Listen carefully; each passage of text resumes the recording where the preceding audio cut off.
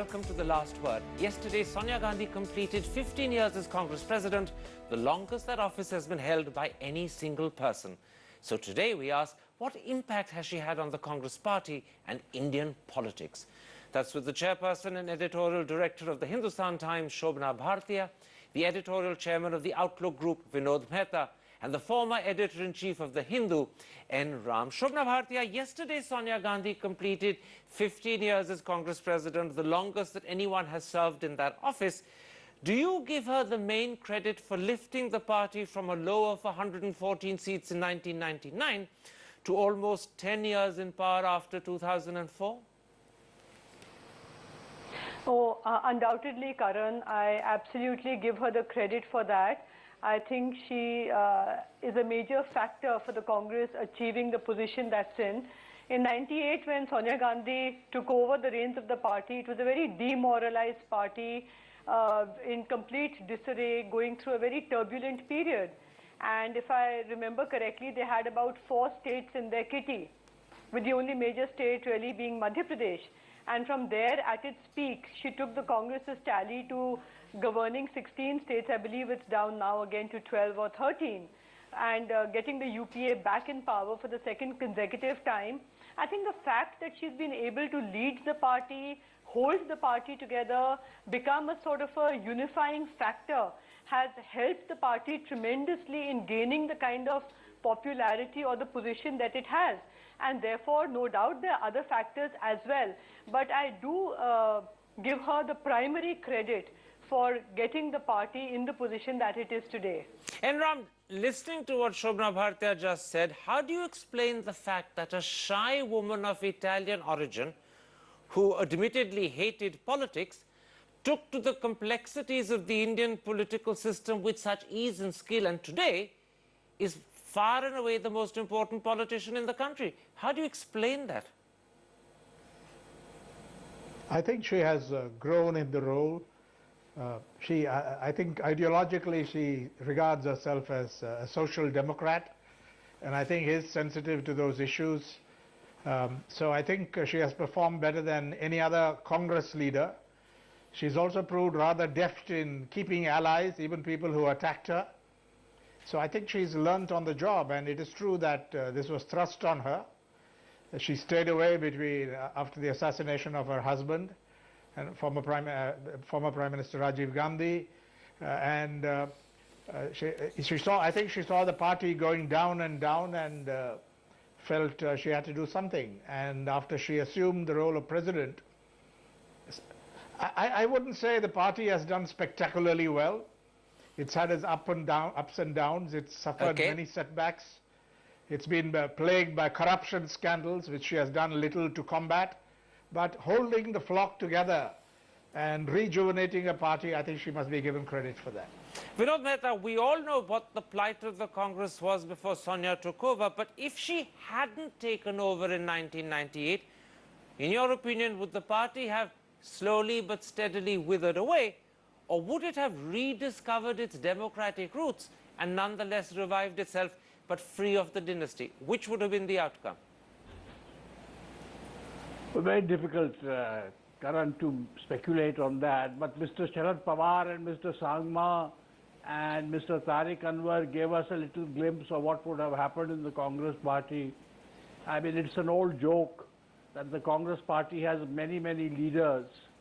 Each one of them wants to be Prime Minister. So once Sonia, that kind of job was out of the reckoning, I think the discipline in the Congress party. But Karan, you asked one very good question. What did Sonia Gandhi do? My answer is, more than anything else, she ensured that the Congress remained a center-left party. There were people in the Congress who would have ensured that we are in America's pocket, and we would have embraced free market capitalism headlong. Her great contribution is that she realized very early on, instinctively or intellectually, I don't know, that if you want to win elections in India, it's the Aam Aadmi who matters. And she made sure the Congress stayed center-left. And there were lots of pressures. She was mocked and criticized. Okay. There were lots of pressures for her to move the party center-right, including the Prime Minister and most of her cabinet. But she stayed steadfast and kept this kind of balance between center, center-left, and which stays till today. In which case, the question I want to put to you, Shobna Bhartia, is given that Vinod has just argued that Sonia kept a tight focus on what she saw as the core identity and philosophy of the party, how does her 15 years as president compare with the spell of her husband Rajiv, with that of her mother-in-law Indira Gandhi, and her grandfather-in-law Jawaharlal Nehru? Or is it impossible to compare through the generations in that way? I think, Karan, it's quite difficult to try and compare through the generations, because I think the needs and the context of each generation has to be seen with the global economy, with the situation at that point of time, and India's role within that. And I think India as a nation, her needs have been changing decades to decades. I think it's very difficult to compare what is happening now to say what happened during her grandfather-in-law's time. But having said that, I completely agree with Vinod that the one very strong bearing which Sonia has had on Indian politics and on the Congress party is this new social contract, where earlier most people who actually embraced reforms never managed to turn those into a kind of a populist gimmick. They never won elections on the back of reforms. She's shown how wealth can be generated, how reforms can be embraced, and that money can be then distributed as well for social welfare. So this new social contract, this whole left of the center approach that she's embraced, and yet she's given a fillip to reforms and to liberalization, has been something very unique, and in a sense has carved out an identity for the Congress, and it goes back in a sense to the identity that her mother-in-law had wanted for the party. Of course, her mother-in-law did go quite overboard in the sense of nationalization and other agenda items, but Sonia has tried to take the party a little back, a little left of the center, as compared to perhaps what Rajiv was trying to do, though you can't actually be critical or make a critique of the situation unless you take the entire global context. But in that very important sense, her attitude, philosophy, and certainly her outlook on the economic situation is markedly different to that of her husband. Do you find that a little strange? It is very different to that of her husband, but she is known to be a lot more left of the center than what people perceived of her husband. I think her husband was trying to make up a lot on the lost time as well, and trying to catapult India to sort of certain heights in which India had a lot of distance to cover.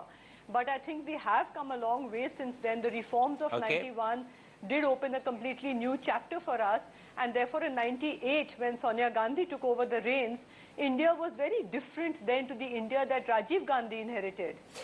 Enram, you spoke... And so I think you have to see the context. Enram, a moment ago you mentioned how corruption has become an affliction, and Sonia Gandhi's Congress president has been either unable or at least not successful in tackling it. Another criticism made of her period as party president is that not a single election has been held for the working committee. All chief ministers, and now of course the Prime Minister himself, are chosen by her. Has she taken the high command culture to higher and greater heights, if that's the correct way of putting it?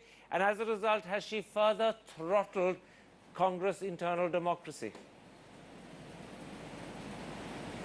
I think you can't hope to bribe or twist the Congress party into any kind of democratic functioning.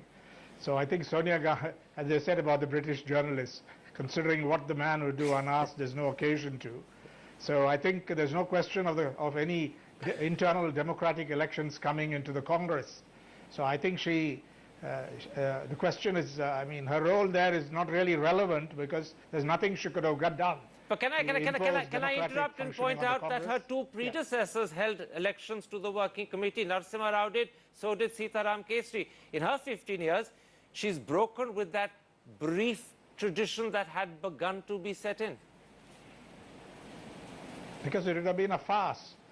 If you have a high command and everything depends on it, then I think to hold elections would really not amount to anything very meaningful. Okay. But Karan, on the question of economic policies, I don't think the policies of the government of the UPA is left of center at all. It's very much right of center. And Sonia Gandhi's personal interventions meant the National Rural Employment Scheme, the Right to Information Act and so on. There have been some countervailing measures, but the policies that have been unleashed by the UPA government are no different. All right. From the policies of its predecessor government, economic policies. Let me stop you there. I don't buy this. I don't buy this claim, Karan, that she's committed to redistributive justice. Let's leave that for part two, because I want very much in part two to focus on the influence she's had on the UPA government. I want to stick for a moment in part one on Sonia as party president and her influence on the party.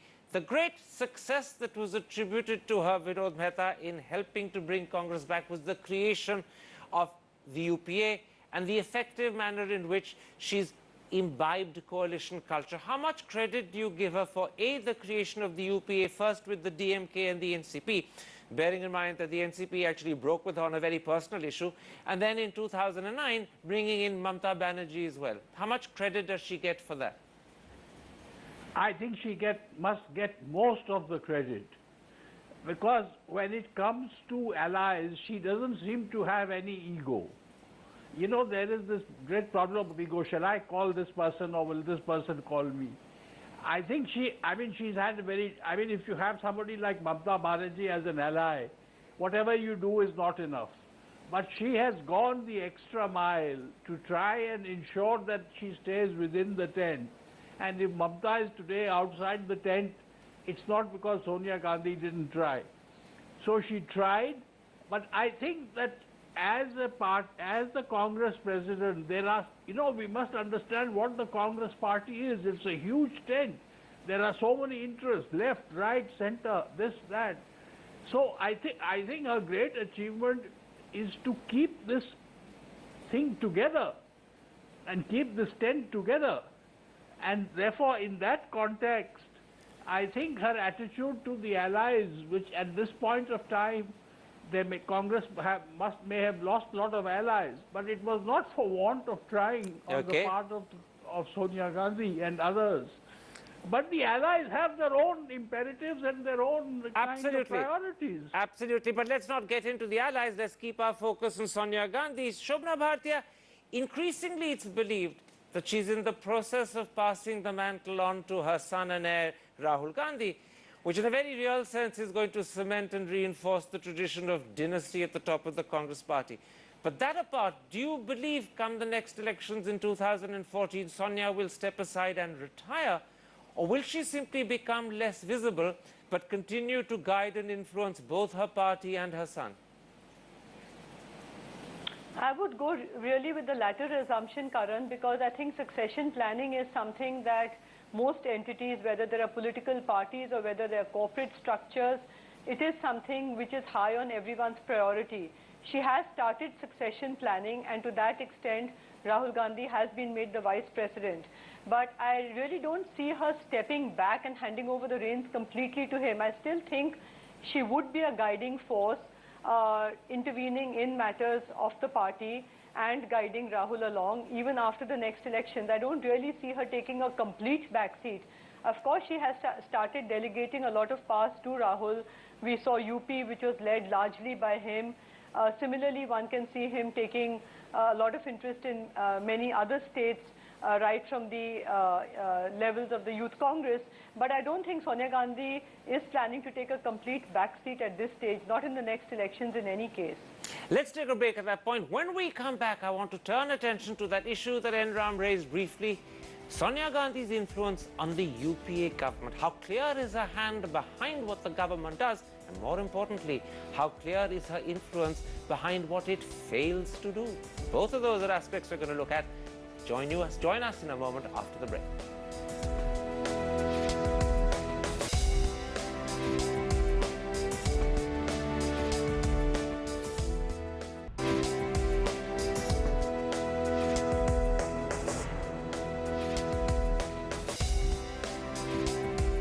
Welcome back to The Last Word. We're discussing Sonia Gandhi. And Ram, let's look at Sonia Gandhi's influence on the UPA government. In 2004, her decision not to accept the prime ministership was widely admired. But today, as you look back on it, was it really the masterstroke it was said to be, or did it saddle India with an uncomfortable division of power that slowed down governance? No, Karan, I think it was a genuine reluctance to take that job for various complex reasons. So I don't think it was a mistake. I wouldn't call it a masterstroke, but it happened. It was received extremely well, as you say. But the limits of Sonia Gandhi's authority as Congress president have become apparent, because the Prime Minister whom she appointed is not a puppet. He has his own policies, and they are distinctly right of center. And the government has been found to be hugely corrupt, or at least has covered up corruption in a huge way. And Sonia Gandhi's the limits of her authority, the limits of her intervention in these matters really stand out. For example, I think she did her best to keep the left in, but it went beyond her control. So I think the government has its own logic and momentum, which went away. The ball went away from Sonia Gandhi, so to speak, although I think she did very well in turning down that job for obvious reasons. She didn't want to become an object of controversy. She was not greedy for the job. She didn't want to grab it and so on. Those are admirable. But the consequence, I mean, had she been Prime Minister, who knows? Vinod Mehta, the consequence is the limits. You've just heard Vinod Mehta Enram talking about the limits to Sonia Gandhi's influence and power, because he suggests that the Prime Minister is not a puppet. But conventional wisdom in India actually has it the other way around, that in fact she is the limitation on the influence and power of the Prime Ministerial office. And I want to put just that to you. Has diarchy, as it's called, damaged the office of Prime Minister, and is Sonia Gandhi primarily responsible for that? I think it has. I think we cannot run away from the fact that this diarchy has damaged. And I think, all of us who like Manmohan Singh very much and think he's a very honest guy, has not proved to be the kind of, given his limitations, within his limitations, he's turned out to be a bad Prime Minister. But Sonia Gandhi has her own problem. One of the problems of Sonia Gandhi is that she lets problems fester. I mean, she knows that there is a problem and she has to do something. But she doesn't under-consult, she over-consults. Now, let me give you one example today. Very quickly. The Home Minister, Sushil Kumar Shinde, is an embarrassment to the government today. And she is, one word from Sonia Gandhi and Sushil Shinde would go. He's a nice chap, but he's an embarrassment. Every morning he's an embarrassment to the government. But they're letting him continue. He will go, I promise you, but after he has caused much more embarrassment. Shobna Bhatia, the point that, in fact, you've just heard about the Home Minister reminds me of a bigger problem connected with that particular office. It's widely believed that Sonia Gandhi's residual distrust of Pranab Mukherjee meant that he never became Home Minister. Did the UP, as a result, suffer because she wouldn't let Pranab Mukherjee, who many thought was the best choice for that job, have the Home Ministry?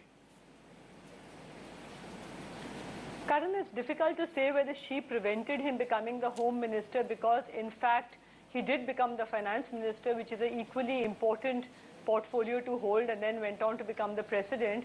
And we had P. Chidambaram as Home Minister, who was immensely competent.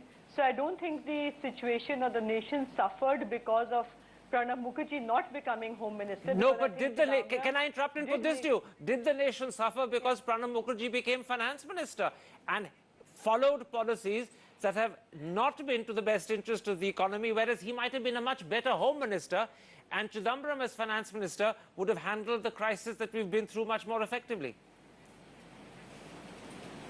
Well, on the economic front, I really don't think the government has a leg to stand on, and therefore, if one were to try and analyze what went wrong, I think the problems actually started even before Pranab Mukherjee became the Finance Minister. I think the earlier slowdown, which we thought India was insulated from, we were not insulated.